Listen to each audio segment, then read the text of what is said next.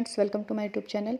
तो आज के हम इस वीडियो में बोर्ड एग्जाम में हिंदी की तैयारी के लिए किन बातों का ध्यान रखना चाहिए ये डिस्कस करेंगे। तो अगर आप 10th या 12th क्लास में हैं और इस बार बोर्ड के एग्ज़ाम देने जा रहे हैं तो आपको जो ये बातें इस वीडियो में बताई गई हैं ये आपको ज़रूर ध्यान रखनी चाहिए। इससे आपको काफ़ी मदद मिल सकती है। वीडियो अच्छी लगे तो वीडियो को लाइक करें और शेयर भी करें। तो चलिए देखते हैं क्या क्या बातें बोर्ड परीक्षा में हिंदी की तैयारी के लिए ज़रूरी हैं। तो नंबर 1 पर देखते हैं प्रैक्टिस। जी हाँ, हिंदी का जो एग्ज़ाम होता है वो सबसे पहले ही होता है, पहले नंबर पर हिंदी का ही एग्ज़ाम होता है। तो उसके लिए आपको ज़रूरी है कि आप परीक्षा से पहले लिखने का अभ्यास करें। Practice is the most important for Hindi exams. तो उस आप जो मॉडल्स के पेपर पीछे सैम्पल पेपर होते हैं या बुक्स के पीछे भी होते हैं सैम्पल पेपर, आप उनको लिख कर पूरे 3 घंटे में लिख के देख लें कि आप अपना पूरा पेपर लिख भी सकते हैं या नहीं। क्योंकि कुछ बच्चे ऐसे होते हैं जो एग्ज़ाम वाले दिन ही पूरा पेपर लिख के आते हैं, तो तब वहाँ उनका कुछ छूट जाता है। बोलते हैं कि नहीं यार, हिंदी का पेपर तो इतना लंबा होता है कि वो तो लिखा ही नहीं जाता है, कुछ ना कुछ तो छूटता है। तो ऐसा बिल्कुल नहीं है। आप 4 से 5 बार लिखने का अभ्यास करें। अगर आपका अगले दिन पेपर है तो आप 2 बार तो लिख कर देख ही सकते हैं। उससे आपका हाथ भी खुल जाएगा और आपको थोड़ी प्रैक्टिस भी हो जाएगी। तो परीक्षा से पहले लिखने का अभ्यास ज़रूर करें। दूसरा टॉपिक है टाइम टेबल। तो time table is the most important. परीक्षा की तैयारी के लिए टाइम टेबल बनाएं और हर विषय को उसके वेटेज और कठिनाई के हिसाब से समय दें। तो जो हिंदी का एग्ज़ाम होता है उसे भी हमें पूरा पूरा टाइम देना चाहिए। जैसा कि उसमें व्याकरण होती है, संस्कृत होती है, तो हिंदी का एग्ज़ाम काफ़ी टफ भी माना जाता है। और अगर अच्छे से बच्चा तैयारी करे, काफ़ी टाइम देकर, उसको अच्छे से टाइम टेबल बनाकर, तो वो इतना टफ भी नहीं है। मुझे हिंदी सब्जेक्ट बहुत अच्छा लगता था और मेरा हिंदी में 95 स्कोर है। तो मैंने अपने स्कूल टॉप किया था हिंदी से। तो मुझे हिंदी की मैंने पूरी ईमानदारी के साथ तैयारी की थी, तो मेरा काफ़ी अच्छा एक्सपीरियंस है हिंदी में। अगला टॉपिक देखते हैं नोट्स बनाएं। तो जी हाँ, ये जो नोट्स मेकिंग होता है ना, ये मोस्ट इम्पोर्टेंट है। तो नोट्स बनाएं, पढ़ाई करते समय नोट्स बनाएं। नोट्स बनाने से रिवीजन करना आसान होता है। वो ऐसे होता है कि ज़्यादातर बच्चे जो होते हैं वो मॉडल से पढ़ते हैं या बुक से पढ़ते हैं। तो मॉडल की लैंग्वेज तो एग्जामिनर पहचान लेता है कि इस बच्चे ने मॉडल से लिखा है।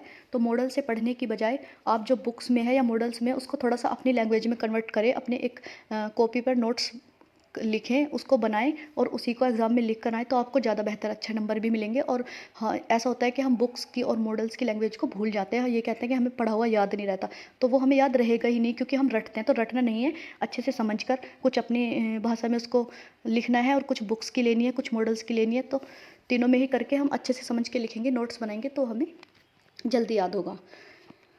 अगला है रिवीजन करना। तो चौथे जो पॉइंट पर है वो है रिवीजन करना।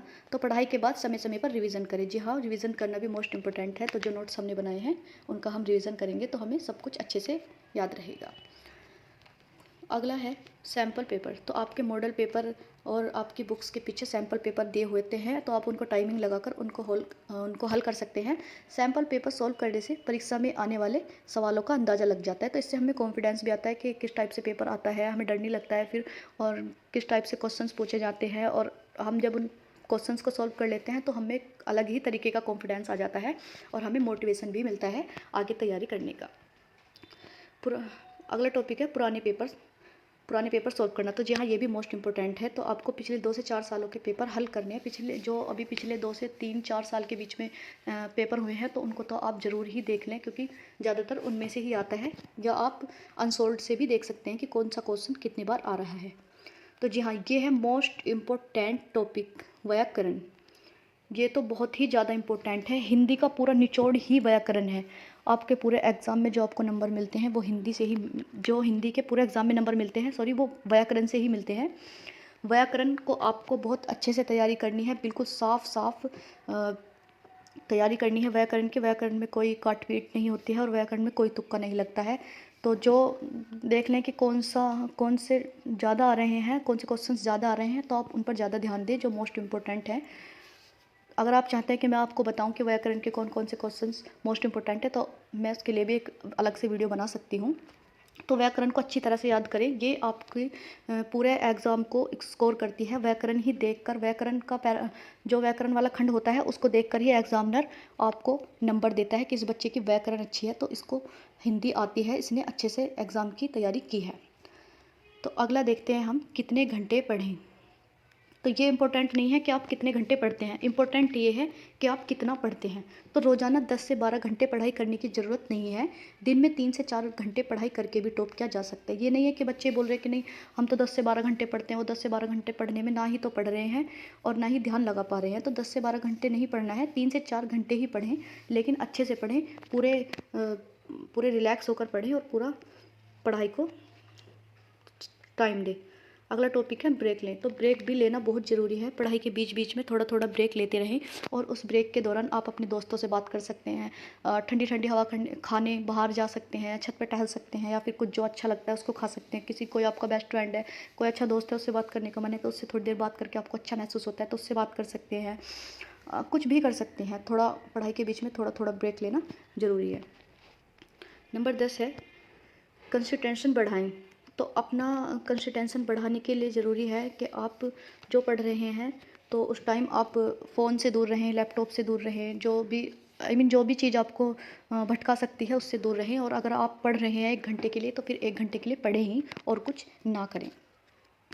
अगला है अपनी नींद पूरी करें। तो जी हाँ, ये स्टूडेंट्स के लिए बहुत ज़्यादा मोस्ट इम्पोर्टेंट है, क्योंकि पेपर के दौरान पढ़ने का प्रेशर ज़्यादा होता है तो बच्चे अपनी नींद पूरी नहीं कर पाते हैं। इससे उनका पूरे दिन सर में दर्द रहता है, चिड़चिड़ापन रहता है, ना ही तो वो पढ़ पाते हैं, ना ही वो फिर कुछ और कर पाते। तो हर दिन अच्छी नींद लें और अपनी नींद को ज़रूर पूरी करें, चाहे आप इतना ज़्यादा पढ़ें या ना पढ़ें। लेकिन आप भले ही 30 मिनट पढ़ें, 1 घंटे पढ़ें, लेकिन पहले 7 से 8 घंटे की नींद लें, तभी आप अच्छे से पढ़ सकते हैं। अगला टॉपिक है खेल कूद करें। तो ये नहीं है कि अब एग्ज़ाम चल रहे हैं तो आप खेलना भी भूल गए हैं, सब कुछ भूल गए हैं। तो रोज़ाना थोड़ा सा खेलें जिससे आपको अच्छा लगता है, खेलकर आपकी बॉडी लचकदार रहे। रोज़ाना वॉकिंग या खेल कूद करें। तो वॉकिंग और खेल कूद दोनों में से आप कुछ भी कर सकते हैं। अगर वीडियो आपको अच्छी लगी तो वीडियो को लाइक करें, चैनल को सब्सक्राइब करें। आपको कुछ और हिंदी के बारे में मुझसे डिस्कस करना है या कुछ इम्पोर्टेंट टॉपिक तो मैं लेकर आ रही हूँ अगली वीडियो में बने रहने के लिए धन्यवाद।